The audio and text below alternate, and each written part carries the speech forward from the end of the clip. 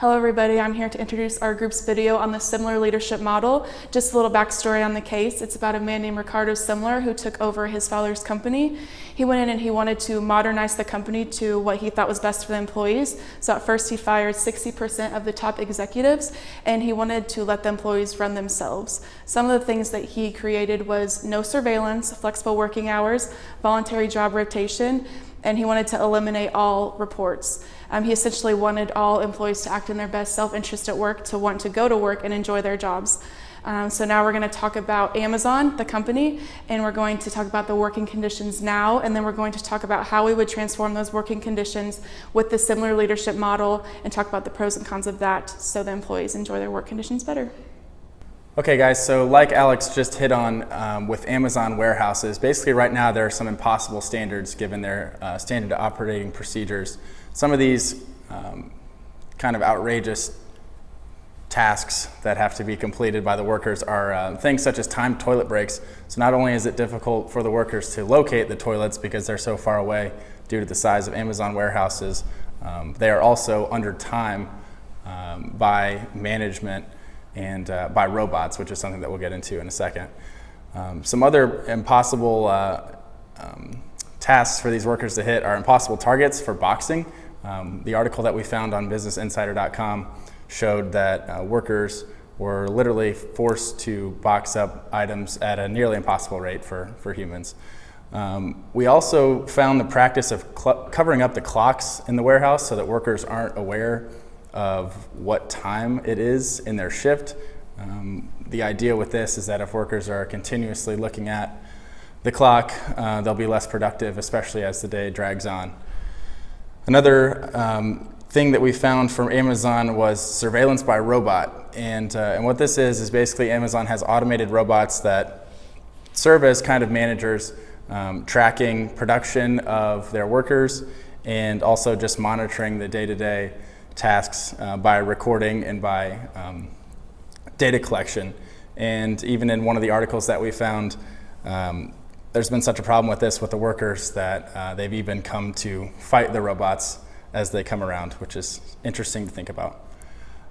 Some other things that we found was that Amazon workers can actually lose their job for being sick with the way the metrics are set up.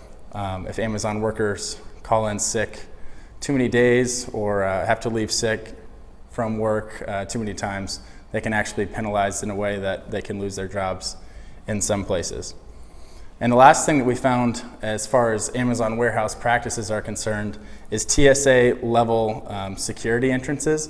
And what this means is that workers aren't allowed in or out without passing through things like pat downs and metal detectors as they go through the entrances to the stores. And basically what this is trying to stop is workers from stealing the items in the warehouse, but what we found is that this most likely is not the best practice. And just going through, in a second, Bryce will talk about how we plan on changing these impossible targets with the similar characteristics. So you guys just got done hearing about Adam talk about Amazon's warehouse conditions and how poor that they are for their employees.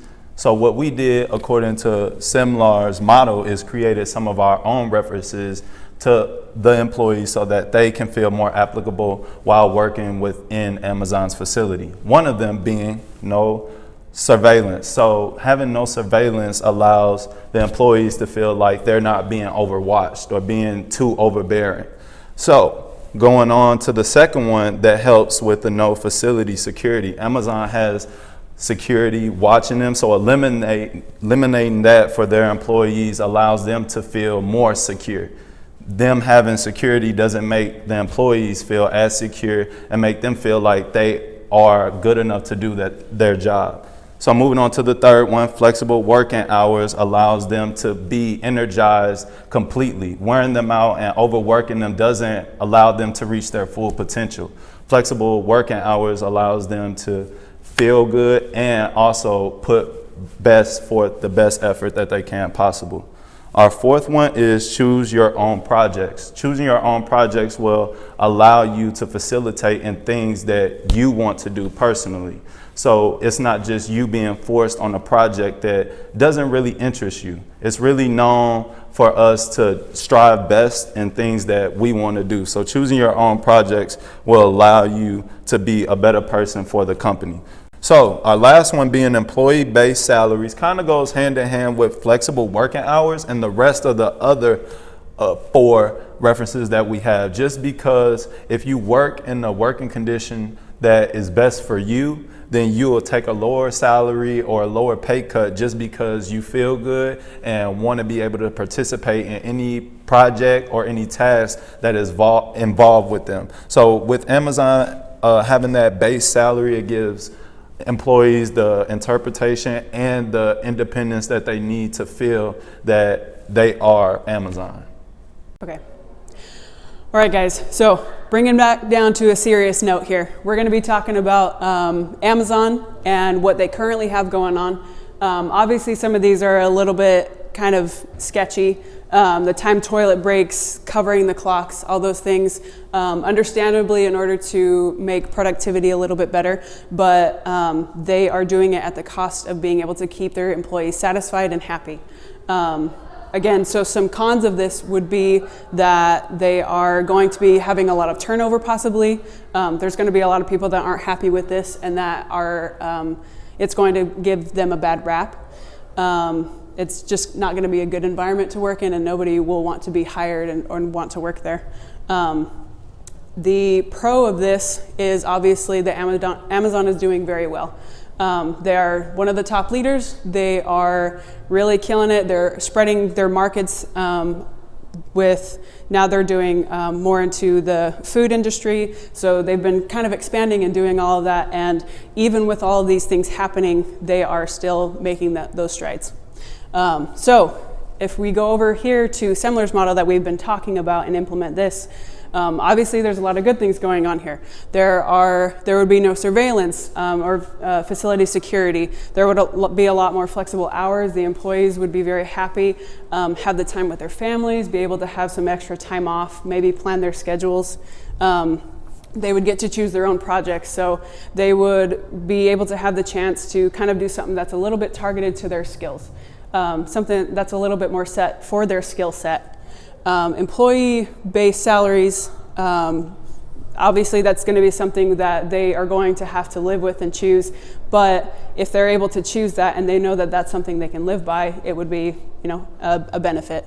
Some cons of this definitely is going to be a little bit more relaxed on Amazon's part. They're not going to be the top dogs anymore. They're not going to be able to make all the profits that they have. They won't be expanding their markets. They're going to be kind of content in where they're at. Not to say that they can't still be competitive in that industry and in their market, but it's going to be a decision where they have to decide if treating their employees this way is going to be something that they want to give up in order to be able to make all that productivity. So as a group overall between these two things, we've kind of decided that it would be something more in the interest of Amazon to be able to do Semler's model, because they're going to be able to have better employees. They're going to have people that are more effective in their work. Obviously, this is something that they want to take into consideration, where if it is really affecting the people that they care about and they're all about making sure that everybody is happy and healthy, they need to be able to change their ways. Again, these might not be specifically the ways that they have to change it, but it is something that they could consider in order for these employees to not have such drastic environmental measures, and then they would be able to still make those profits, be competitive, and do what they want to do.